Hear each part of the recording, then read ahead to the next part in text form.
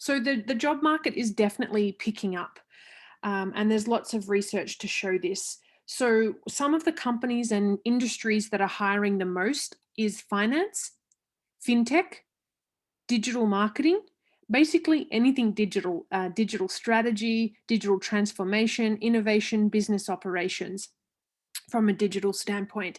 And on top of this, healthcare, which to be honest is probably on a global scale that this is occurring. So what would be the first tips if you are outside of the country and you're looking to come in? I would definitely be recommending that you register yourself on multiple job boards. So this includes LinkedIn, I Want to Work, Indeed, Glassdoor, and so forth. And again, you're welcome to take a photo of this so that you can register yourself on the platforms. I won't lie, it's quite tedious. Some of these platforms take a while to register. You have to upload your resume, whether you've done that or not. You still have to copy and paste a lot of information, but it's definitely worth it, because you just never know where and who is going to call you as a result of this. On top of the job boards, it's important that you're having a look at various company websites. So the likes of Fortune 500 companies quite often have got career portals where you can physically register your interest in the company. Uh, it's really, really important that you get your branding right. And what I mean by that is define who you are. What do you want to be applying for? It's quite common that people, showcase themselves as a generalist. You've quite often got strong financial skills. You've also done maybe a little bit of marketing, some sales, and some P&L management. But it's really important to fine tune your strong points. And how you can be doing that is not only on your resume, but across your LinkedIn. So not only is the resume an important tool, you need to start thinking about the digital space and personal branding. LinkedIn is probably the number one platform in the UAE that recruiters will search for.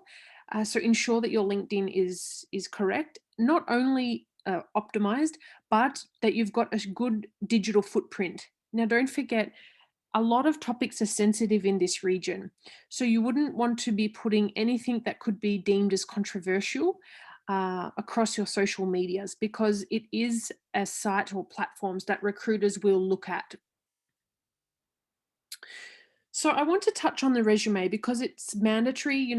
Even though it's only one of many tools, you will find that every portal or every job application at some point will require a resume.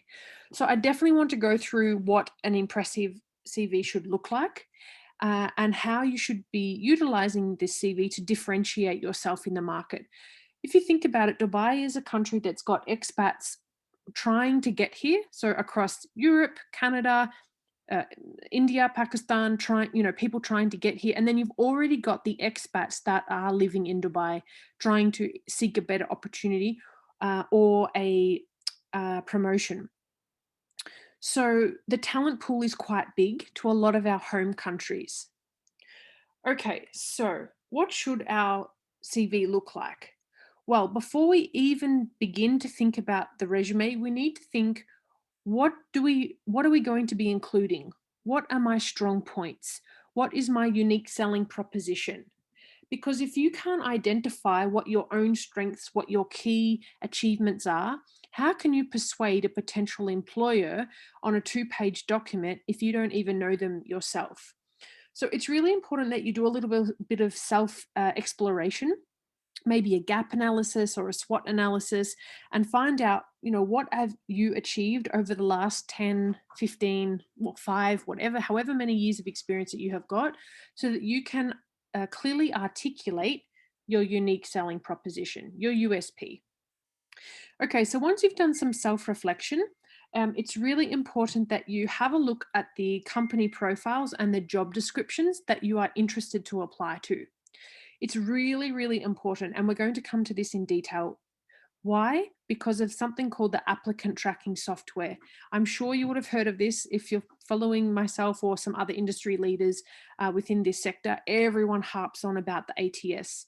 Now, as I mentioned, because the talent pool is so big in Dubai, recruiters will be using it. It's their best friend, and it is software that screens out resume to ensure that you are the best fit for that application.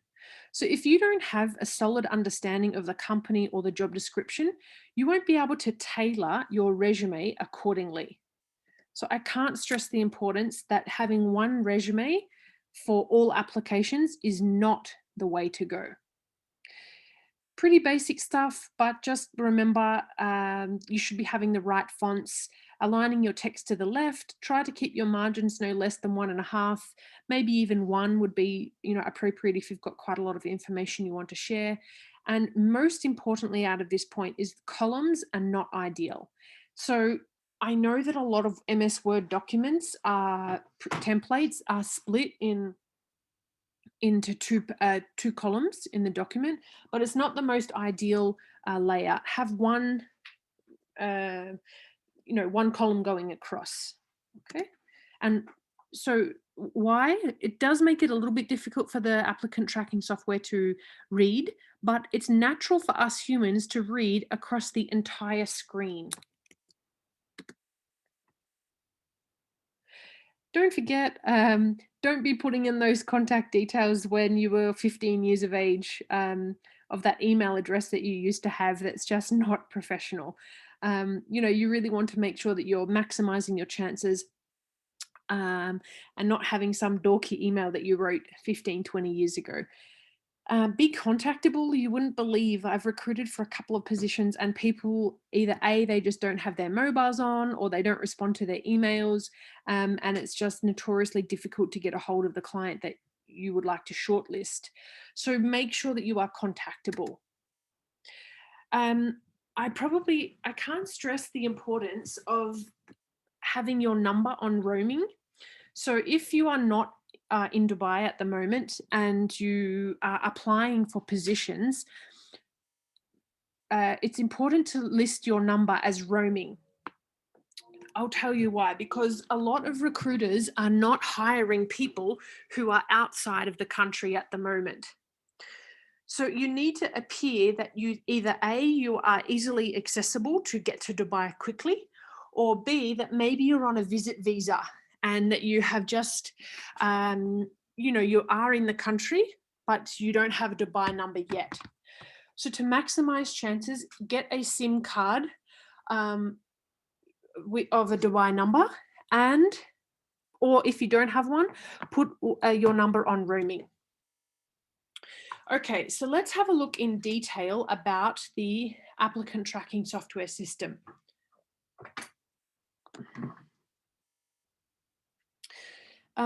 So as I mentioned, you want to keep it quite simple, no columns.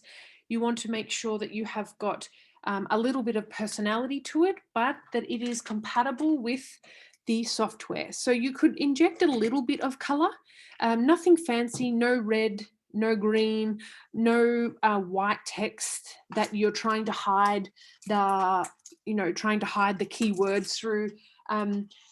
Use some gray or some dark blue that you could, still keep it professional. Now, the UAE market does prefer photos. Now, whether I like or agree with that is a different matter. But the UAE does prefer a photo. So if you're going to be using one, please don't use your passport photo. Show a little bit of personality to your image. You can get a professional headshot. You could just take one with your iPhone with a plain background in the back, but try to avoid your passport photo. This is just here so you can take a photo if you want. This is summarizing basically what I have said. And I'm just going to play for you a short little video. Hi guys, today we're going to talk about how to get your resume past an ATS, which stands for Applicant Tracking System. Applicant tracking systems use technology to scan your resume to determine if you're a good match for the job. On average, 75% of resumes submitted are deleted by the ATS, and many times it's because the system can't read the resume, or the resume isn't optimized correctly. And with over 95% of large companies and over 50% of mid-sized companies now using ATS technology, you need to ensure your resume gets past the filters. Okay, enough with all these scary statistics. Here are 5 quick tips to help get your resume past an applicant tracking system.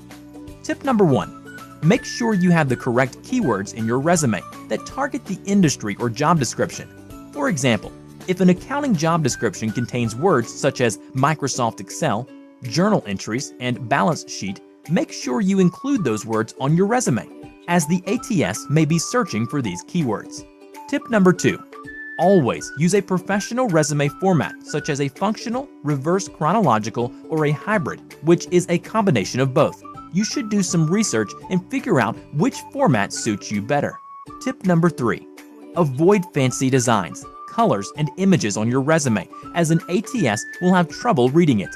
Stick to a professional, clean, and concise resume. Tip number 4. Use a popular and professional font such as Arial, Calibri, New Times Roman, or Georgia, as these are easy to read for an ATS. And lastly, tip number 5 is to always send your resume as a Microsoft Word document, unless stated otherwise in the job description. Okay, so you can send in PDF. These days, a lot of the tracking software being implemented is able to read PDF documents. And as the video said, just upload what is requested of you in the advert.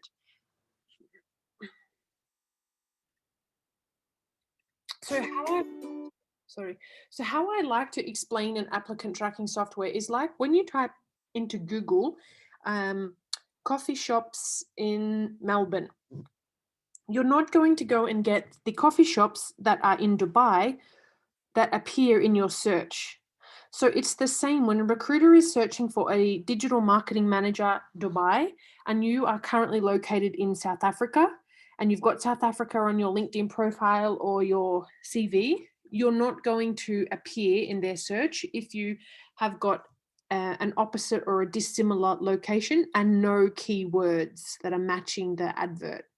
So it's a screening process. So unfortunately, this is why a lot of applicants don't hear back. It's like a black hole. You know, you can apply for hundreds of jobs and literally not hear anything. So as I said, keep your photo, keep it friendly but professional. Okay, so what should a CV look like and how is it, how do you stand out from the crowd, especially when there are so many people trying to get to Dubai?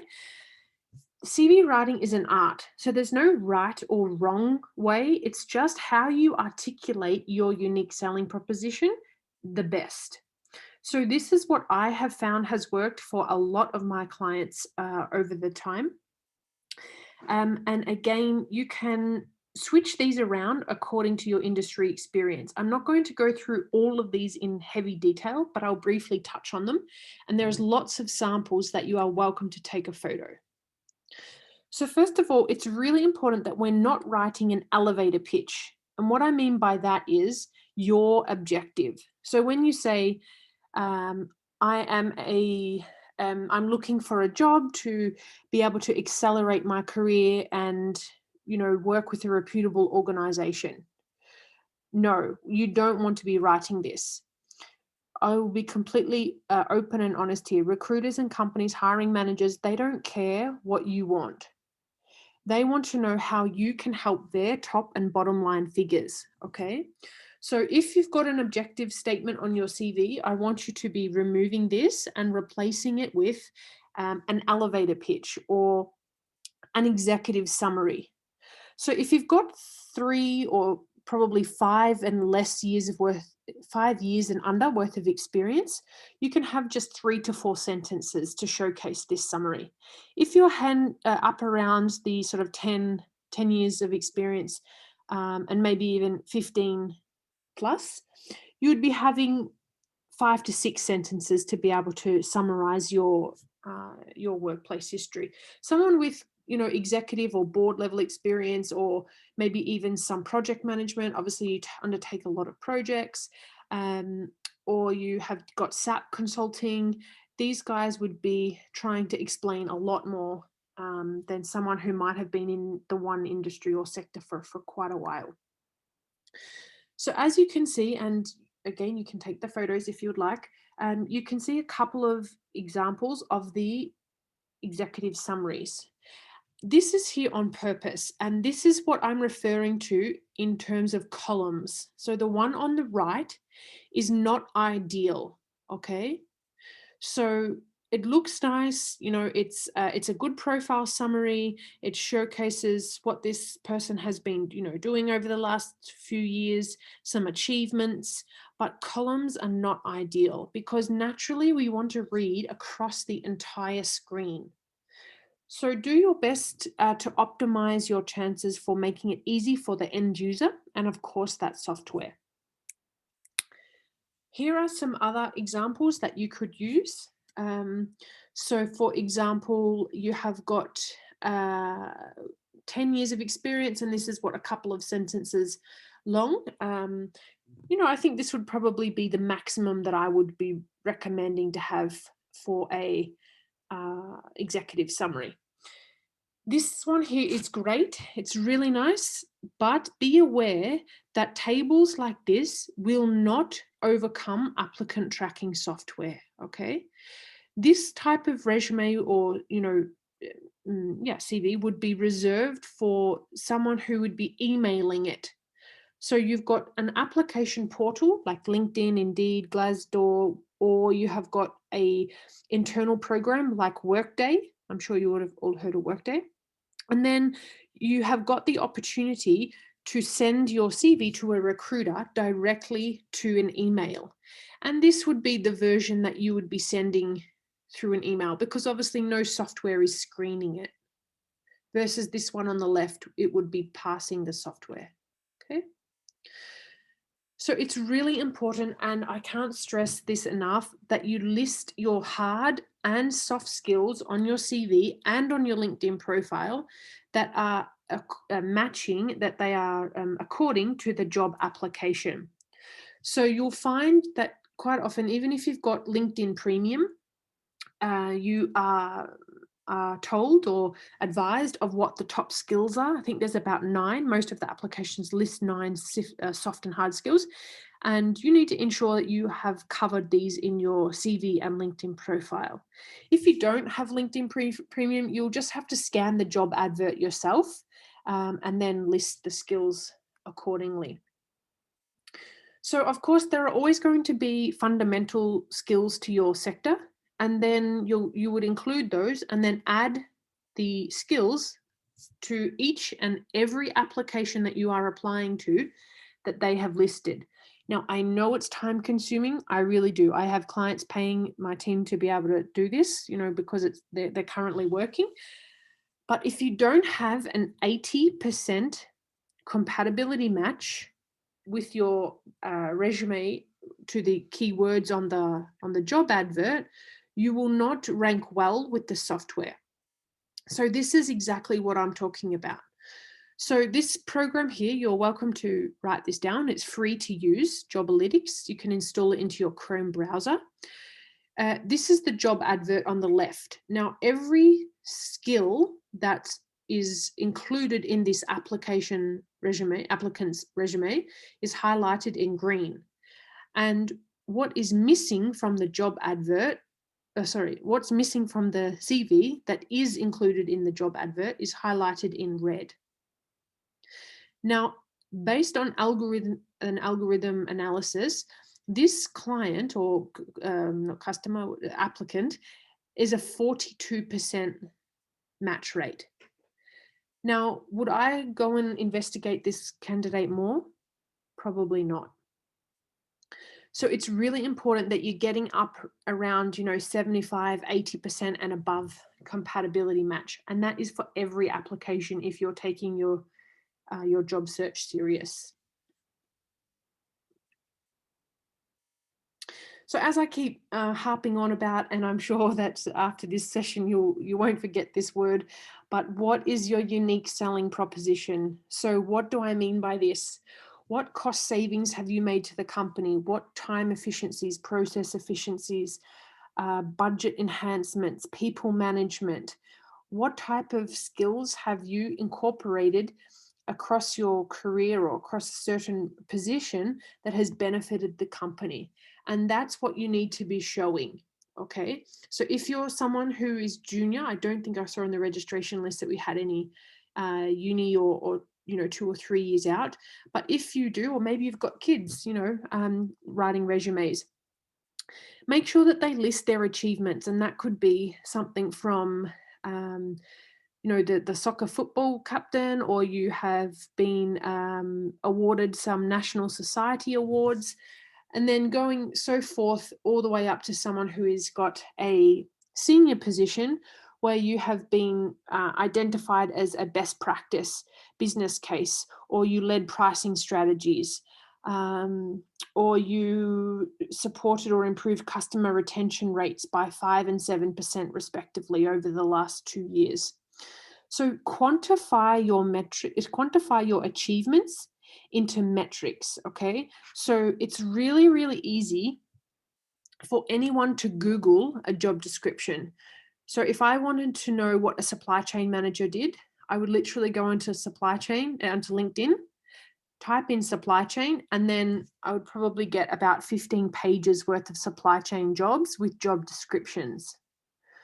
So to be able to stand out and to be able to be unique, you need to be able to identify what you have implemented or incorporated into that position or role in a quantifiable way. Now, I completely understand that not all jobs are able to produce metrics, but when you start using words such as initiated, proactively developed, or created, descriptive adjectives, this is how you can get away with achievements.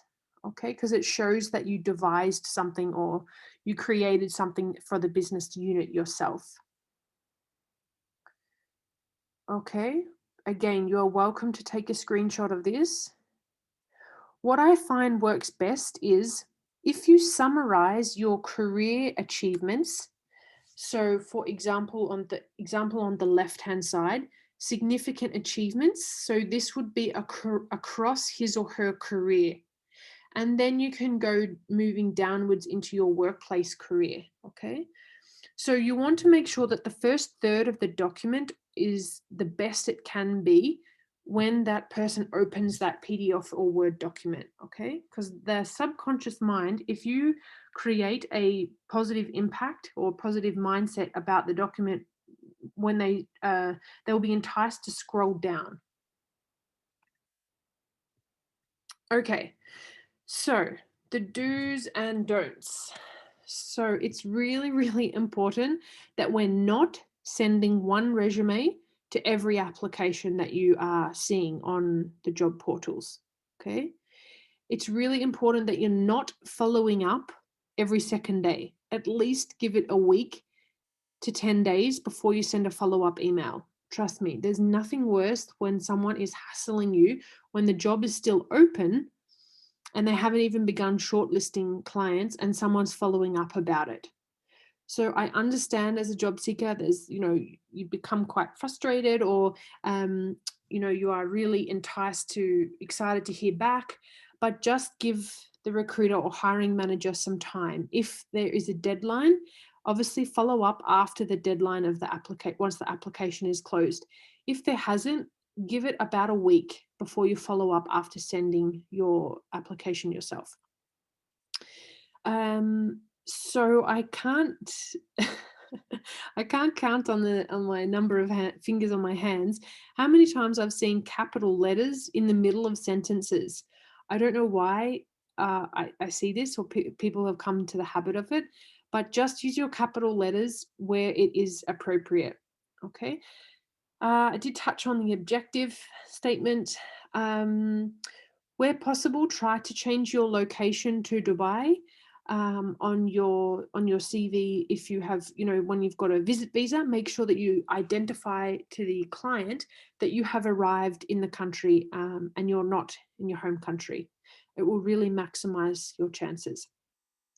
The last tip is make sure that you follow up with your application if you're not in the country. So don't just apply for multiple positions and then hope for the best.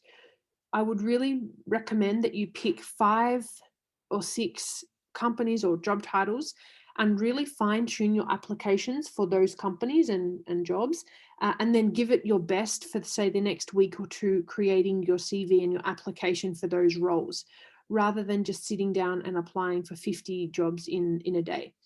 Once you've chosen those 5 or 6, follow up with maybe people such as the hiring manager, or maybe there's a senior business development manager who might be able to give you an internal referral. See if there is an admin staff that could be able to help you get into the right direction. So don't only follow up with HR. Okay, it's really important that you proofread. There is a great tool, it's free, it's called Grammarly. You can get the basic version. I completely understand, guys, that English is not a lot of your first language. Obviously Dubai, you've got multicultural work environment, which is totally fine. People do get about, it's not the be all and end all, having spelling mistakes. Some recruiters, though, definitely, if they do start spotting them obviously, or like that they're obvious or that they're really reoccurring, you'll get a big cross. So maximize your chances by using free tools out there. Okay, so you've got your CV ready, you are comfortable with your unique selling proposition and where you want to be targeting, but your network is your net worth. Now, what I mean by this is Dubai is a place where you will most likely succeed if you know someone. So as I've been, mentioned, I think multiple times now, their talent pool is massive. So if you've got someone who,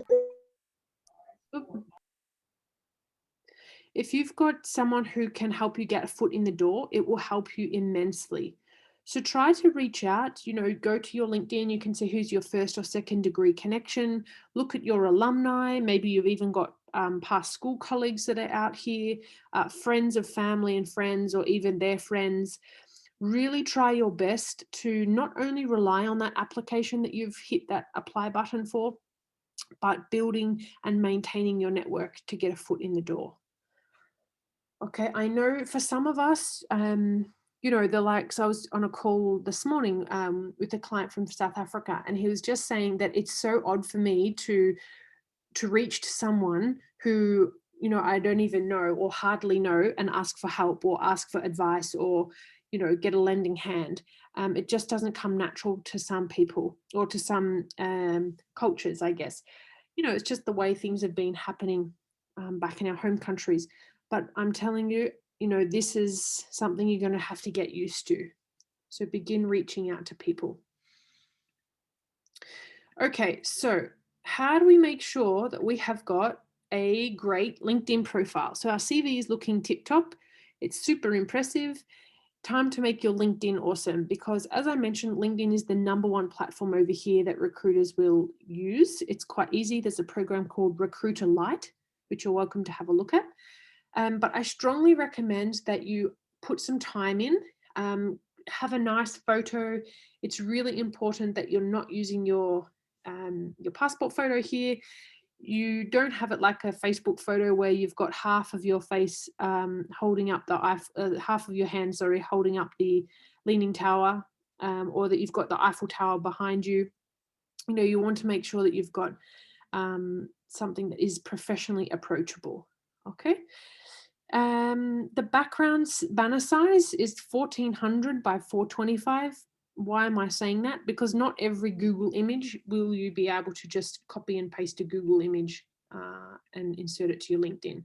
So spend the time putting that together.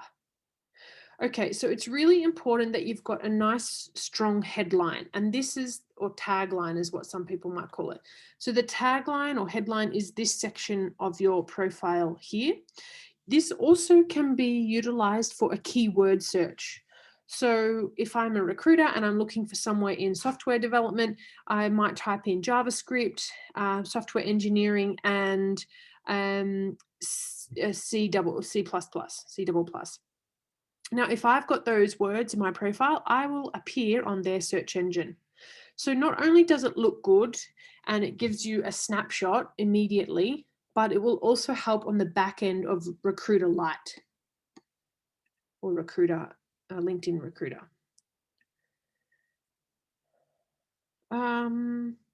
So another thing, you can create little symbols here if you want. You can Google and make it a little bit fancy. Again, it's totally up to you. At the end of the day, this is personal branding. You can change your photos quite frequently, but make sure that you put the time and effort in to making your LinkedIn attractive for the end user, okay? Another good idea is to get a custom URL. So I think you can see it on my screen. So sometimes if you go to your LinkedIn and you haven't done this, you'll have all of the numbers after the URL. Okay, there'll be like 6 or 7 digits. You can customize that. So when you're sharing your LinkedIn, you'll have it personalized with your name and maybe even your job title.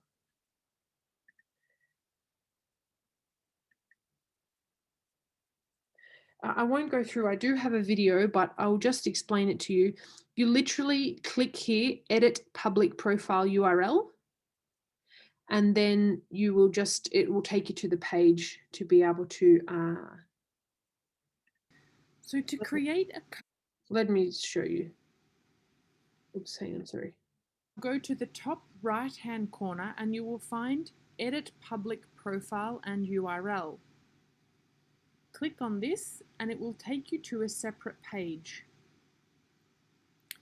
Again, on the top right hand corner, you will find it says edit your custom URL.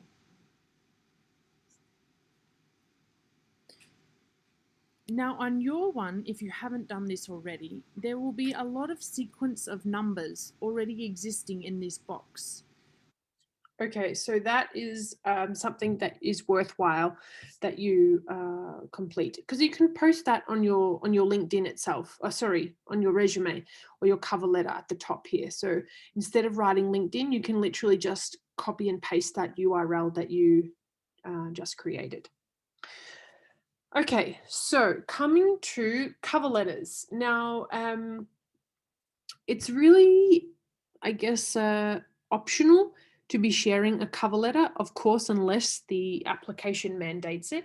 They are a bit of a dying tool. However, if you are someone who has got quite a number of years of experience, I'm talking 15 plus years of experience, you'll quite often find that portals will request a cover letter compared to those junior or mid-level applications.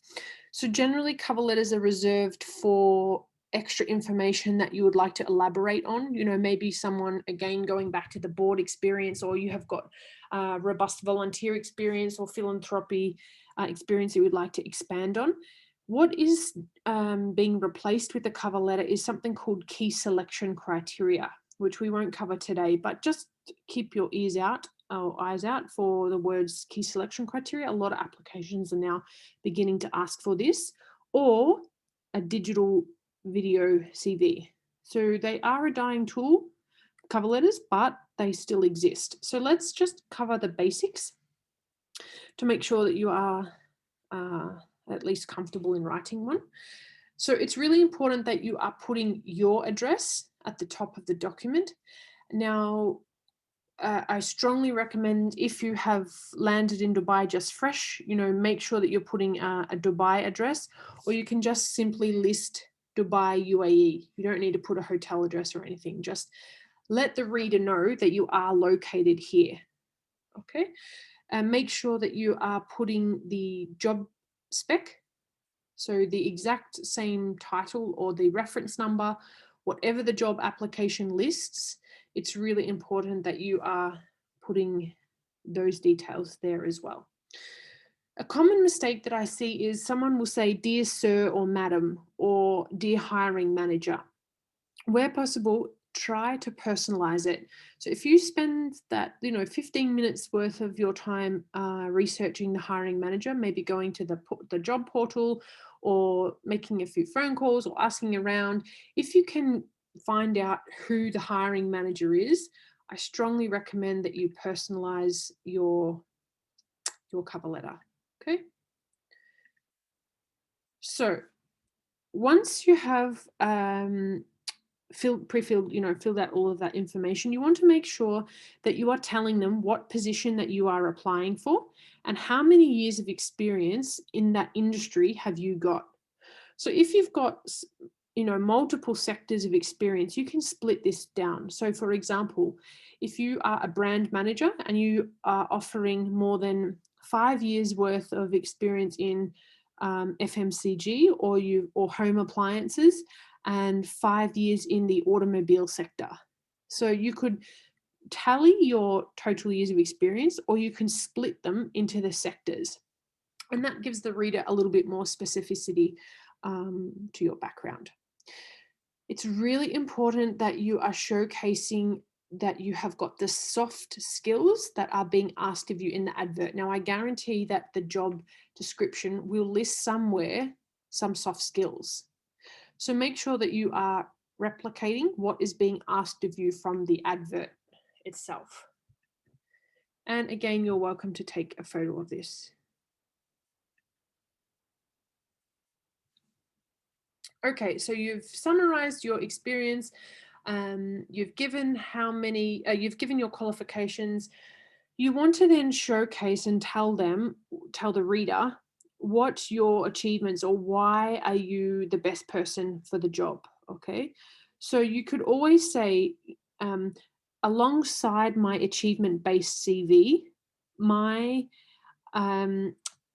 my multiple awards was supported by, and then you would list your achievements, or that you have established new guidelines or new methodologies to deliver outstanding practices in that organization.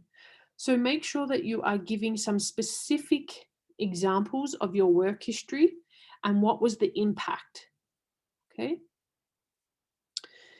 So you can make this as long or as short as you would like. Ideally, 1/2 to 3/4 of a page with your 1.5 spacing would be sufficient. But try to be detailed. So as specific as possible with your workplace achievements or involvements. Okay. So we have got our CV is organized, our LinkedIn profile is looking tip top. We've got a cover letter if we need it, or if you want to use some of your cover letter for an introductory email pitch. What do we do next?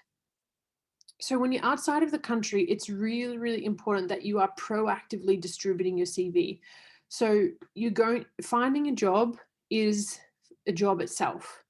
So, I'm not going to sugarcoat it. It's time consuming. It can be frustrating.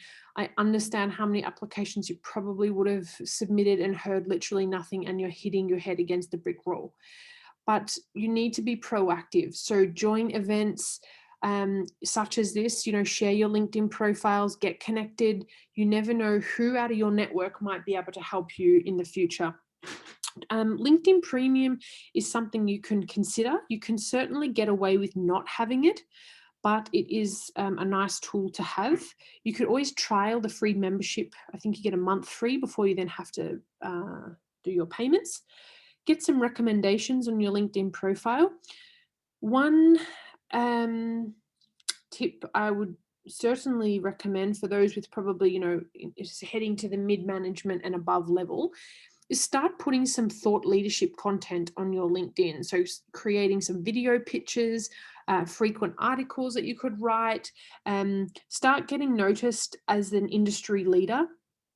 And you will find that your network will begin to attract, and people will start to attract to your profile, and the opportunities will start coming to you. So get visible on the digital space. Okay. Goodness gracious, I've been talking for 45 minutes straight. So that would be my top tips.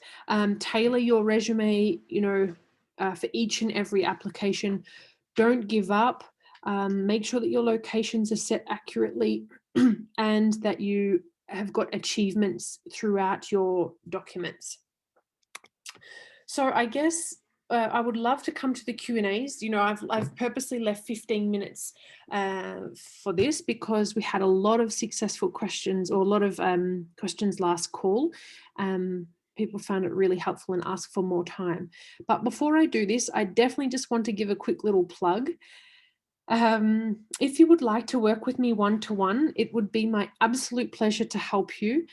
There is a lot of activity going in the Dubai market at the moment, a lot of jobs opening. So to work with me on a one-to-one basis, you can have a look at the packages on the screen, and please make sure that you are aware to use the discount code. So Oxy's code up on the top there you'll be able to avail a discount on any of these products.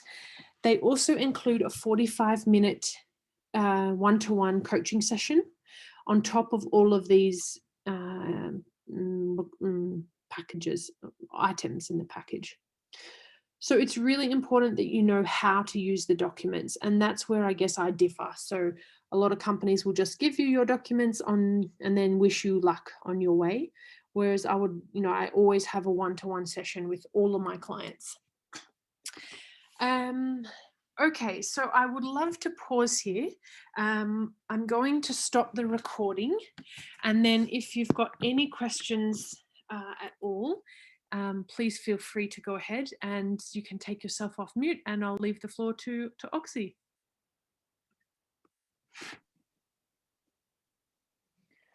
Okay, guys, I hope this masterclass was useful. Now it's time for Q&A session. Please ask all your questions in the chat. You can type them, or you can unmute yourself and ask Trisha. Can I ask a question? I'm Neha this side. Yeah, sure. Okay, so Trisha, I have a question. I mean, these were some very useful tips. Few of them I've already followed. I have a fairly decent presence on LinkedIn. I have been curating content, I mean, as much as I can, not regularly though.